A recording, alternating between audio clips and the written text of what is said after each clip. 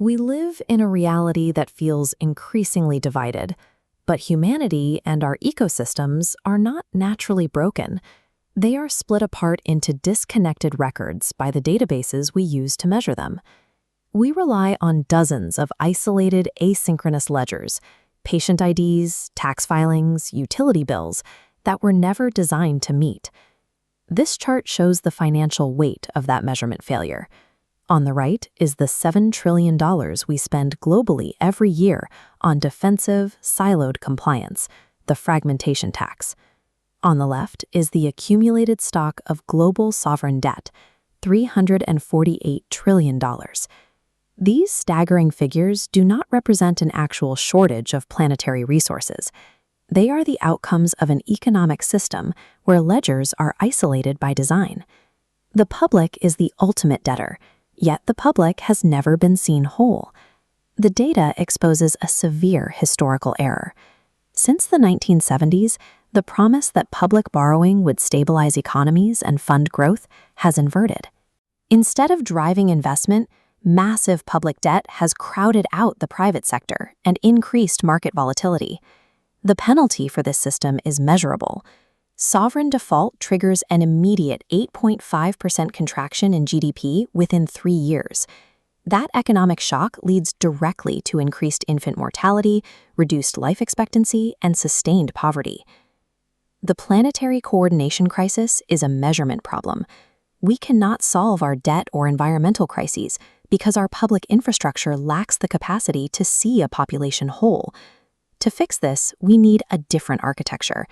The ZYRO HIVE protocol is a planetary coordination network built to map what it calls complete truth. Its purpose is to recompose isolated fragments of debt and stranded assets into actionable capital. To do this without creating another tech monopoly, the protocol relies on the bifurcation principle. This rule draws a strict dividing line between a foundational common substrate and a top-level market AI layer. The substrate acts entirely as public infrastructure, enabling visibility and verifying connections.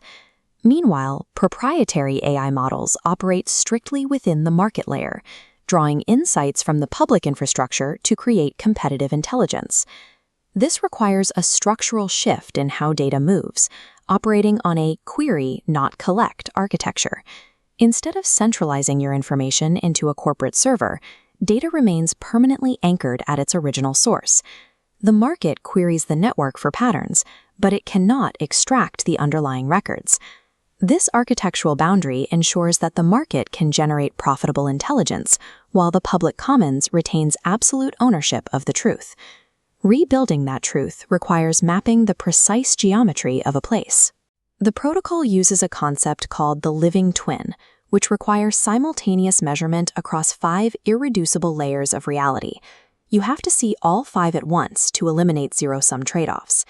It starts at depth 0, the microbial and biological foundation. This layer maps the health of watersheds, soil, and biodiversity.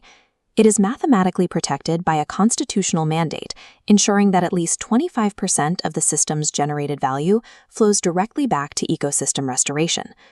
Above the ecosystem is depth 1, the microscale of individual human sovereignty. This maps personal time and care contributions. It is secured by constitutional locks that ensure individual data points can never be erased or collapsed into a generic aggregate. Depth 2 scales up to the meso-level, representing the community. Here, the protocol maps collective elements like localized school funding gaps and municipal permitting trust. Depth 3 is the macro layer. This measures the heavy physical infrastructure supporting the community, capturing power grid stability, congestion, and the constraints of major capital expenditures. Finally, we reach depth 4, the meta layer. This represents the global network where pattern inheritance and massive sovereign debt burdens reside. Seeing all 5 depths simultaneously is the absolute prerequisite for identifying stranded capital. When you observe a city through only one ledger, you create negative downstream effects. When you see it through all 5, you reveal the geometry of solutions that already exist. Right now, massive pools of money are trapped in isolated municipal and corporate silos. These funds are spent reactively and purely defensively on grid upgrades and compliance permits that fail to address root causes. The protocol defines this trapped money as highest anchoring defensive capital, or HADC. Instead of viewing this as a sunk cost, the system identifies HADC as the exact catalyst needed to initiate systemic recomposition. This chart shows the autocatalytic engine in action. It uses a biological mathematics model known as reflexively autocatalytic food-generated sets, or RAF.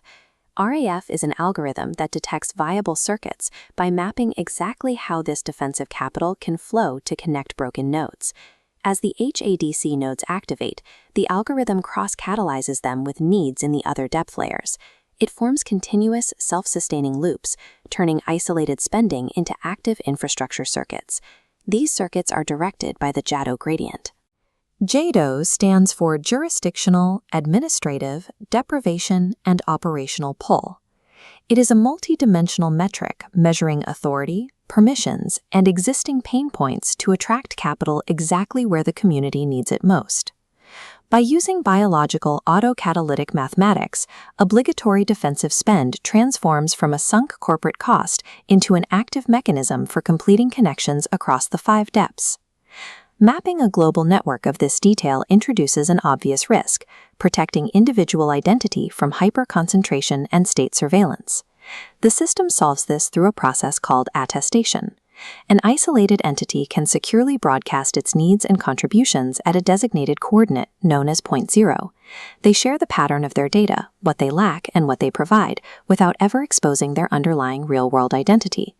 As the node interacts with the network, it gains a coherence metric called phi. When that metric crosses the threshold of 0.5, the node achieves a mathematical state called recursive sovereignty. Crossing this threshold instantly activates Constitutional Lock 24. This grants the node equal legal standing within the Federation and automatically applies scale-appropriate cryptographic protections to its data. Large-scale systemic coordination no longer requires sacrificing individual privacy. The protocol mathematically guarantees sovereignty at the origin, proving that you can count everyone without collecting anyone. This architecture is not theoretical. It was tested in a calibration run in Loudoun County, Virginia, operating on the PJM power grid. The baseline reality of the county consisted of 2.1 million individuals.